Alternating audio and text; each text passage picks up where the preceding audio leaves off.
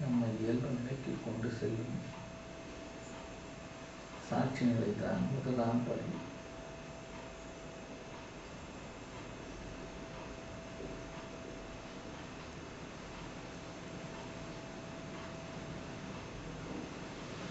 அகண்ட சச்சிதானந்தத்திற்குள் நாம் அடர்வு கொண்டு வளர்ச்சி பெற, உருமாற்றம் பெற தன்னிலையில் இயல்பு நிலையில் வாழ்வது அவசியமப்பா. தான் என்ற உணர்வும் மற்ற நிலையில்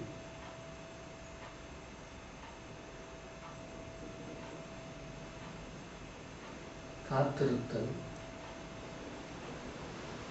இயல்பின் அஸ்திரம்.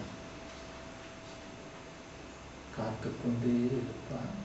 வடிவங்கள் மாறலாம். தன் காத்திருத்தலில் இருந்து அவன் மாறவே மாட்டான்.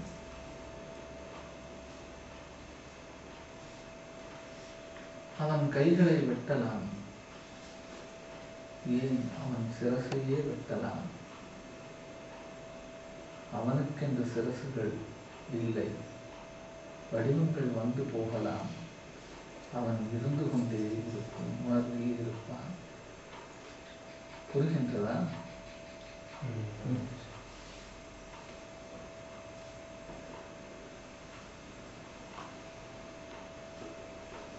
புற உணர்வுகளிலிருந்தெல்லாம் நம்மை தூய்மையாக்கிக் கொள்ள முயற்சிக்க வேண்டும். எளிமையான, தூய்மையான, வைராக்கியமான உணர்வு பெற்ற சாதகர்களே கைலையின் பள்ளத்தாக்குகளை தாண்ட முடியும். அடையாளமற்ற, அகங்காரமற்ற ஜீவர்களே முக்திக்கு முக்தர்களாக மாறுவார்கள்.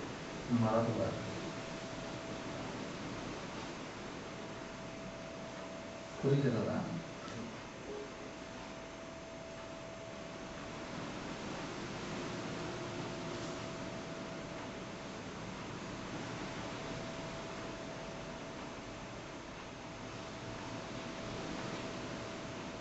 ஒரு துளி நீருக்கு, ஒரு குடம் நீருக்கு எல்லைகள் கொடுக்கலாம். அகண்ட கடலுக்கு எல்லை கற்பிப்பது இயலாத காரியம் இல்லையா?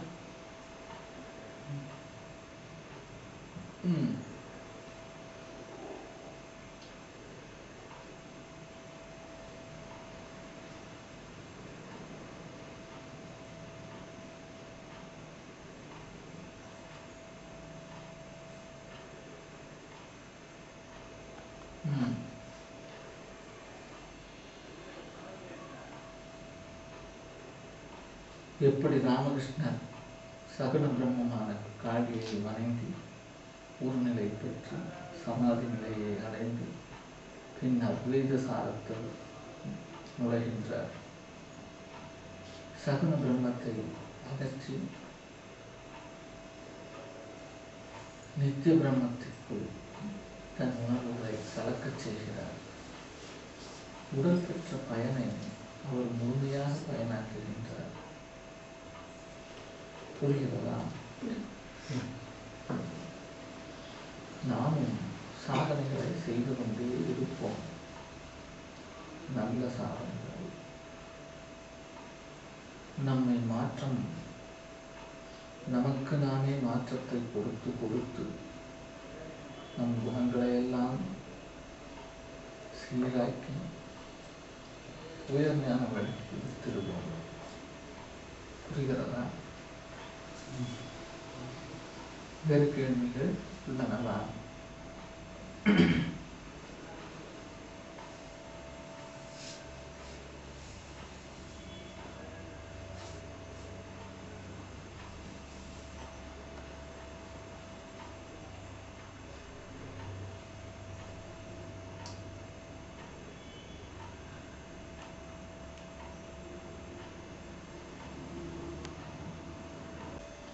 இயற்கையாக வர்றதெல்லாம் நம்மளும் ஏற்படுத்துகிறது. எது? கர்மா. கருணம் இப்போ வாழ்ந்துட்டு இருக்கிறது ம் நம்ம மனசில் தோன்ற மாதிரி வாழணும்னு நினைக்கிறோம். ம் அது நினைக்கும் போது கர்மா ஆகுதுங்களா? கருணாவா கர்மா கர்மா கர்மம் கர்மம் கர்மம் வினைகள் சேர்த்திக்கிறோம் அப்படின்னா ம் வினைகள் இல்லாமல் வாழ்றது அப்படிங்கிறது ம் ம்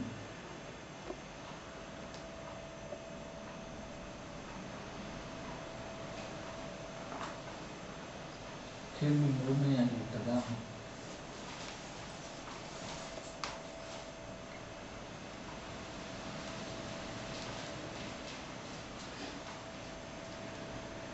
முழுமையானதா இல்லையா? இந்த மாதிரி முழுமையாக்கவும்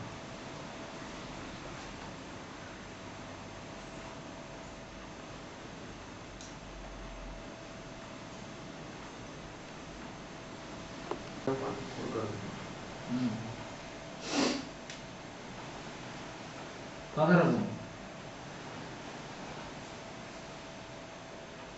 வேற சீடர்கள் பதில்கள் சொல்லுங்க, நான் கேட்கிறேன்.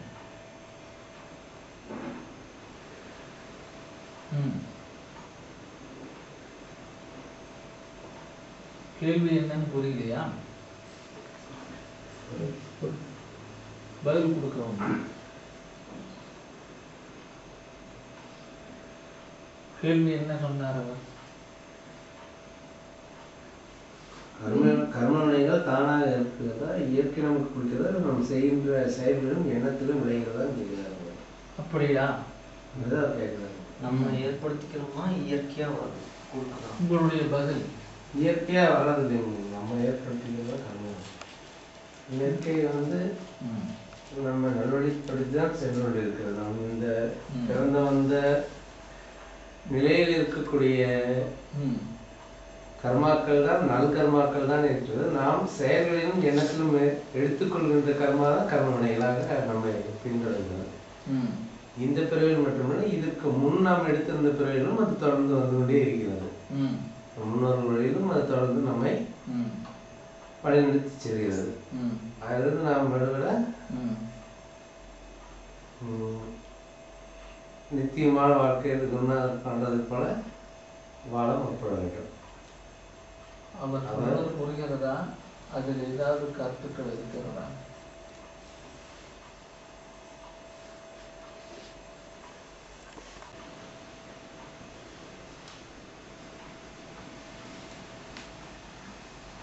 கர்மா கர்மா அவரவர் ஏற்படுத்தி கொண்டது அப்படிங்கிறது தெளிவாக சொல்றாரு. இயற்கையிலிருந்து இயற்கையால் கொடுக்கப்பட்டதில்லை. அவரவர்களுடைய கர்மா வினைகளுக்கு அவரவர்கள் செய்த செயல்கள் தான் காரணம். அந்த கர்மாவை நிவர்த்தி செய்வது, அதை கர்மா வினை சேராமல் தடுப்பது எப்படி அப்படின்னு பார்த்தா நிஷ்காமிய கர்மா.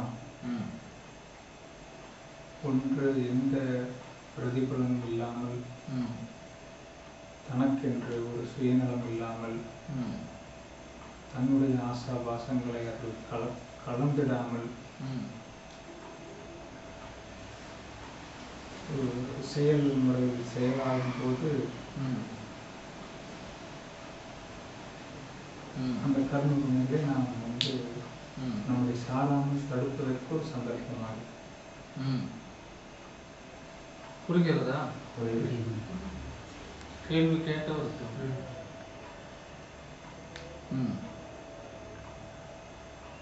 நம்முடைய உணர்வுகளையும் நம்முடைய ஆசாபாசங்களையும் நம்முடைய வசதிகளையும் அதில் நுழைக்கும் போது அது நமக்கு கர்மாவாக சேர்ந்தது.